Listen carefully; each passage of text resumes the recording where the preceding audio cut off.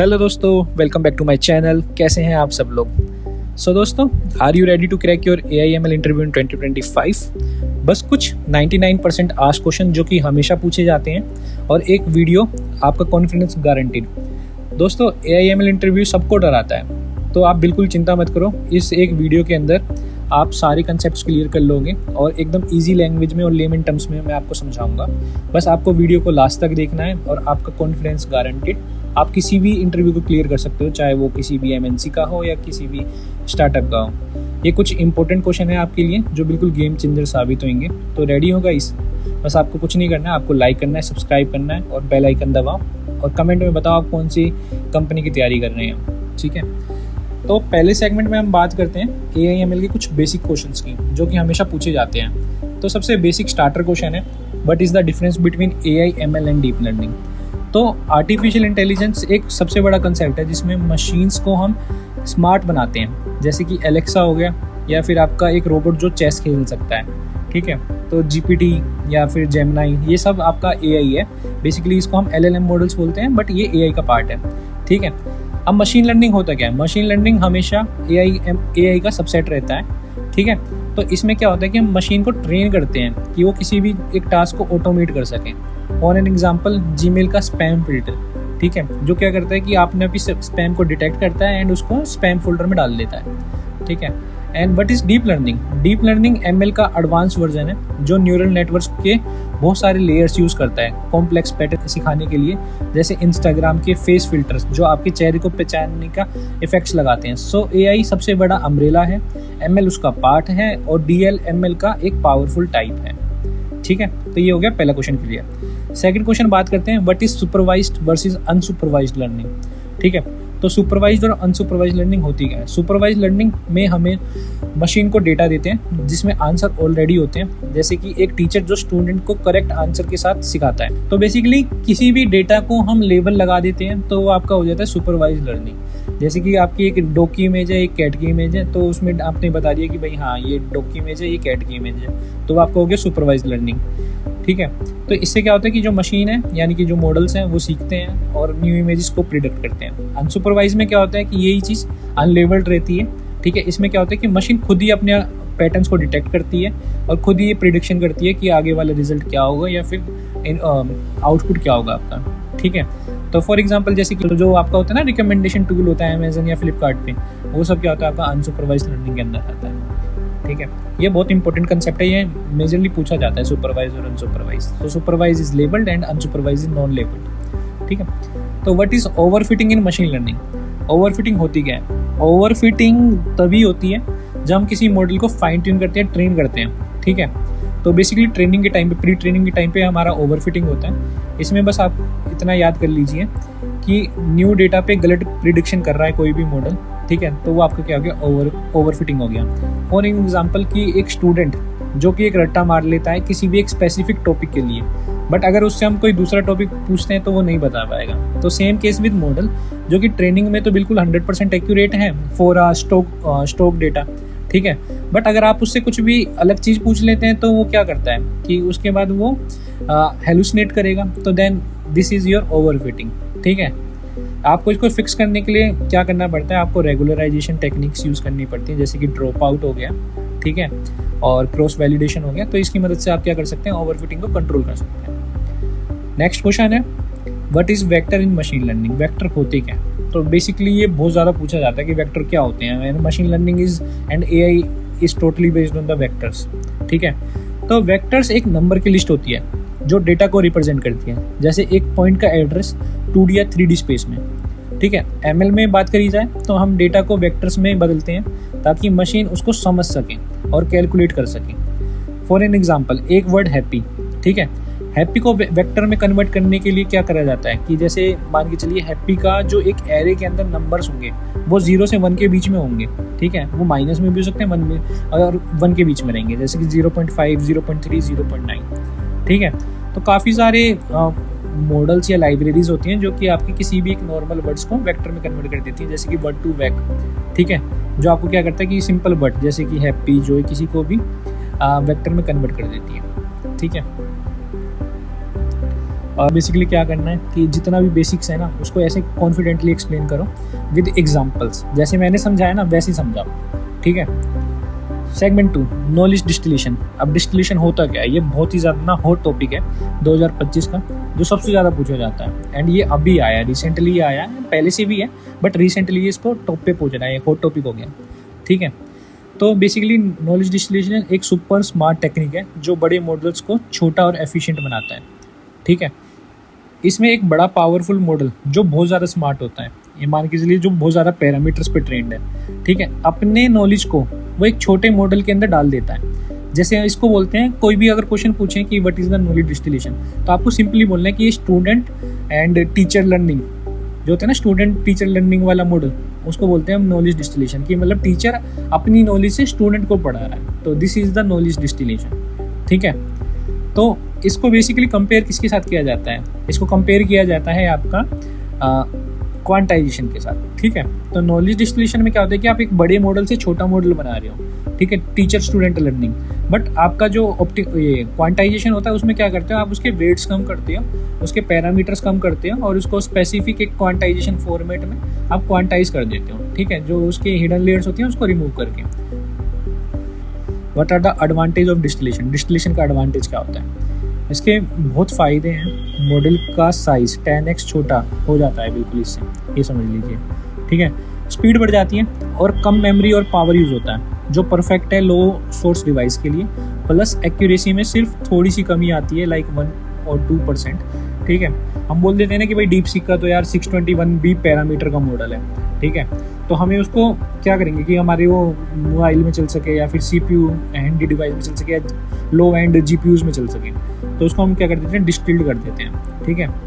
तो उसको बोलते हैं नॉलेज डिस्टिलेशन, और ये एडवांटेज है डिस्टिलेशन के, ठीक है। आजकल क्या आ गया कि आपको AI का यूज़ करने के लिए आपको उसको या तो मोबाइल फ़ोन्स पे चलाना पड़ेगा, स्मार्ट वॉचेस में चलाना पड़ेगा या लो एंड डिवाइसेस पे चलाना पड़ेगा, राइट। तो उस केस में क्या करते हैं, हम छोटे छोटे मॉडल्स को डिस्टिल्ड कर देते हैं जो आराम से बिना किसी कंप्यूट के और बिल्कुल फास्ट इन्फ्रेंस के साथ चल सके, ठीक है। अब सेगमेंट 3 में आते हैं, जो कि हमारा बेसिकली क्या होगा, फाइन ट्यूनिंग के बारे में होगा, ठीक है। अब भी बात करते हैं हम फाइन ट्यूनिंग की। ये मॉडल्स को आपके खुद के टास्क के लिए टेलर बनाता है, ठीक है। तो आप ये समझ सकते हैं इसको डोमेन एक्सपेंशन, ठीक है। मान के चलिए एक मॉडल है जिसका जो डेटा है वो प्री ट्रेंड बहुत सारा डेटा है, बट उसमें वो डेटा नहीं है जो हमको चाहिए था या जिसके बारे में हमें चाहिए था। तो हम क्या करते हैं, उसको फाइन ट्यून कर देते हैं अपने डेटा के ऊपर, जो कि हमारे डेटा के ऊपर भी वो सवाल जवाब कर सके, ठीक है। तो what is fine tuning in ML, जैसे कि मैंने बताया, फाइन ट्यूनिंग का मतलब है एक प्री ट्रेंड मॉडल जो बड़े डेटा पे ऑलरेडी ट्रेंड है, उसको थोड़ा एडजस्ट करना स्पेसिफिक टास्क के लिए। तो प्री ट्रेंड मॉडल पे थोड़ी सी ट्रेनिंग करके उसको अपने काम के लिए परफेक्ट बनाते हैं फाइन ट्यूनिंग करके हम, ठीक है। तो ये होता है बेसिकली फाइन ट्यूनिंग। अब difference between full fine tuning and LoRA, ठीक है, ये बहुत ही ज़्यादा पूछा जाता है कि difference between full fine tuning and LoRA, ठीक है। तो फाइन ट्यूनिंग में मॉडल के सारे पैरामीटर्स, वेट्स, जो बेसिकली पैरामीटर्स यानी कि वेट्स, ठीक है, अपडेट होते हैं, जो बहुत एक्यूरेट हैं, लेकिन हैवी GPUs चाहिए जिसके लिए बहुत ही ज़्यादा कंप्यूट चाहिए होता है और टाइम लगता है। बट लोरा क्या होता है, लोरा को बोलते हैं लो रैंक एडेप्टेशन, ठीक है। इसमें क्या होता है कि जो छोटे छोटे पार्ट्स होते हैं यानी कि अडेप्टर्स ऐड करके अपडेट कर दोगे आप अपने मॉडल को, जो कि बिल्कुल ही कम मेमोरी लेता है और फास्ट भी होता है, ठीक है। तो फुल फाइन ट्यूनिंग का एग्जांपल अगर हम देते हैं, फुल फाइन ट्यूनिंग से बड़ा बर्ट मॉडल अपडेट होता है, ठीक है, जो कि सेंटिमेंट एनालिसिस के लिए काम आता है। जबकि लोरा से एक नॉर्मल लैपटॉप पे भी छोटे से छोटा मॉडल फाइन ट्यून हो सकता है, जैसे ट्विटर डेटा पे या फिर किसी भी रेडिट डेटा पे, कोरा डेटा पे, तो आप इसको लोरा से आप कर सकते हो फाइन ट्यून, ठीक है। बहुत ही ज़्यादा यूज़ होता है लोरा, क्यों लोरा, ठीक है। How to avoid overfitting during fine tuning, ये भी बहुत मेजर क्वेश्चन है, ठीक है। वो होता है जब मॉडल नए डेटा पे काम नहीं करता है, या क्योंकि जो ट्रेन डेटा है ना उसको उसने काफ़ी ज़्यादा याद कर लिया या काफ़ी ज़्यादा ट्रेंड हो गया उस डेटा पे, ठीक है। तो बेसिकली इसको रोकने के लिए क्या करना पड़ता है, हमें जो लर्निंग रेट होता है ना उसको कम करना होता है, ठीक है, कि मॉडल जो है वो धीरे धीरे सीखे। और अर्ली स्टॉप कर सकते हो आप मॉडल को, ठीक है, कम इपॉक्स पे आप ट्रेन कर सकते हो, ठीक है। आपका जो जैसे वैलिडेशन एरर है ना वो अगर बढ़ने लगे तो आप ट्रेनिंग बंद कर दो। डेटा ऑग्यूमेंटेशन करो, जैसे कि आप समझ लीजिए इमेजेस के लिए रोटेट या क्रॉप। ठीक, अब बात करते हैं नया, what are the 2025 trends in fine tuning. ये काफ़ी ज़्यादा पूछा जाता है। अब पैरामीटर एफिशिएंट फाइन ट्यूनिंग का ज़माना है आजकल, जैसे कि लोरा हो गया, क्यू लोरा हो गया, ठीक है, RLHF हो गया। RLHF में क्या करते हैं कि री enforcement learning from human feedback. तो री इन्फोर्समेंट लर्निंग होती क्या है कि जहाँ पर ह्यूमन लूप आ जाते हैं कि हम कोई ह्यूमन की तरफ से फीडबैक मिल रहा है, आपने कोई एक सिस्टम बनाया है, रैग बेस्ड सिस्टम बनाया है, आपको क्या हो रहा है, आपने जो उसमें LLM यूज़ किया है तो वो ठीक से आउटपुट नहीं दे पा रहा है, तो यूज़र ने फीडबैक डाल दिया है वहाँ पे। तो आप फीडबैक का डेटा है, तो अकॉर्डिंग टू फीडबैक आप उसको क्या कर सकते हो, फाइन ट्यून कर सकते हो यूजिंग क्यू लोरा और लोरा। तो ये हो जाता है पेफ्ट। अब सेगमेंट 4 पे आते हैं, जो कि डीप लर्निंग मॉडल्स के बारे में होगा, ठीक है, जिसमें हम जानेंगे CNN, RNN, LSTM के बारे में। तो पहला क्वेश्चन है, व्हाट इज़ द CNN, जो कि होता है कॉन्वोल्यूशनल न्यूरल नेटवर्क। ठीक है, तो CNN एक न्यूरल नेटवर्क है जो स्पेशली इमेजेस या विजुअल डेटा के लिए बनाया गया है। ठीक है, ये लेयर्स के ज़रिए पैटर्न्स ढूंढता है, जैसे एजेस, शेप्स या ऑब्जेक्ट। जैसे एक आर्टिस्ट जो फोटो देख के पहले आउटलाइन ड्रॉ कर लेता है और फिर डिटेल्स ऐड करता है। एग्जाम्पल स्नैपचैट या इंस्टाग्राम के फिल्टर जो आपके फेस पे बनी ईयर्स लगा देते हैं या फिर कोई भी दूसरा फिल्टर लगा देते हैं, वो CNN से काम करते हैं, वो फेस के फीचर पहचान लेते हैं, राइट। तो बेसिकली क्या होता है कि इमेज, CNN क्या करता है, इमेज को पहचानता है, इमेज रिकॉग्निशन, तो वो CNN का काम होता है। इमेज के हर एक छोटे छोटे पार्ट्स को, मतलब basically filter, layers, layer by layer, CNN का मतलब होता है कि लेयर्स बाय लेयर, ठीक है, लेयर्स बाय लेयर वो पहचानता है। और उसमें काफ़ी सारी अप्रोच होती है, CNN के कोड को भी लिखवा सकता है कोई, आपके ना इंटरव्यू में पूछेगा कि right me the 4 layer CNN code, ठीक है, तो मैं उसका भी एक वीडियो बनाऊंगा जिसमें आपको बताऊंगा CNN के बारे में। हम बात करते हैं RNN की, ठीक है। तो RNN का काम क्या होता है, जैसे हमने जाना कि CNN तो हमारे इमेजेस के लिए काम आ जाता है, कि बेसिकली विज़न के लिए काम आ गया, कि आपको कोई भी विज़न करना है तो आप CNN को यूज़ कर सकते हैं। बट RNN होता क्या है, ठीक है, RNN बेसिकली कोई भी सिक्वेंशियल डेटा है ना, उसके लिए काम आता है, जैसे जहाँ पर ऑर्डर मैटर करता है, जैसे सेंटेंस हो गया, टाइम सीरीज डेटा हो गया, या प्रीवियस डेटा जिसको याद रखना है। आप ये समझ लीजिए कि कोई आपका एक दोस्त है जो मतलब पहले सब चीज़ याद रखता है बट बाद में भूल जाता है सारी चीज़ों को, ठीक है। तो उस केस में आपका क्या काम आएगा, आपका यहाँ पे RNN काम आएगा, जो कि बेसिकली क्या होता है कि प्रिडिक्ट करने में काम आएगा आपका, कि नेक्स्ट क्या प्रिडिक्ट होगा, ठीक है। आपका बेसिकली ट्रांसलेशन में भी RNN आपका काम आ सकता है, ठीक है। तो वहाँ पे हम RNN का यूज़ करते हैं जहाँ पर भी आपका सिक्वेंशियल इंफॉर्मेशन होता है और सिक्वेंस को हैंडल करना पड़ता है, ठीक है। अब इसमें हम बात करते हैं what is the LSTM and long short term memory, ठीक है, and how it is different from RNN। तो बेसिकली LSTM होता क्या है, LSTM होता है लॉन्ग शॉर्ट टर्म मेमोरी, जो आपकी जो लास्ट मेमोरीज है ना वो याद रख लेता है। तो मैंने RNN के केस में बताया था, आपका कोई दोस्त है जो सब चीज़ भूल जाता है, ठीक है, और लेटेस्ट याद रखता है। तो LSTM में क्या होगा कि वो सब याद रखता है लास्ट से लेके अभी तक का, जिसको हम बोलते हैं लॉन्ग शॉर्ट टर्म मेमोरी। और ये RNN से इसलिए इफेक्टिव होता है या फिर एफिशिएंट होता है क्योंकि इसके पास लास्ट तक की मेमोरी रहती है, यानी कि पुरानी मेमोरीज भी रहती है, ठीक है। तो फॉर एन एग्जांपल एक चैटबॉट है जो कि आपकी प्रीवियस कन्वर्सेशन को भी याद रखता है, तो उसको हम बोल देते हैं LSTM, ठीक है। But are the challenges in deep learning, next question. तो डीप लर्निंग के लिए बहुत सारा डेटा और पावरफुल कंप्यूट चाहिए।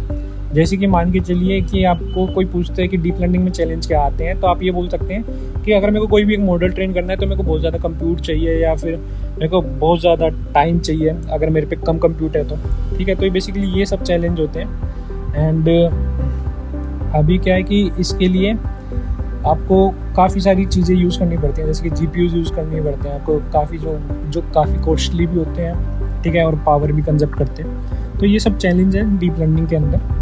तो थैंक यू गाइस, मिलते हैं नेक्स्ट वीडियो में पार्ट 2 में, जिसके अंदर मैं बताऊंगा और भी questions. And please subscribe my channel and like my video and press the bell icon. Thank you so much guys, thank you, have a nice day.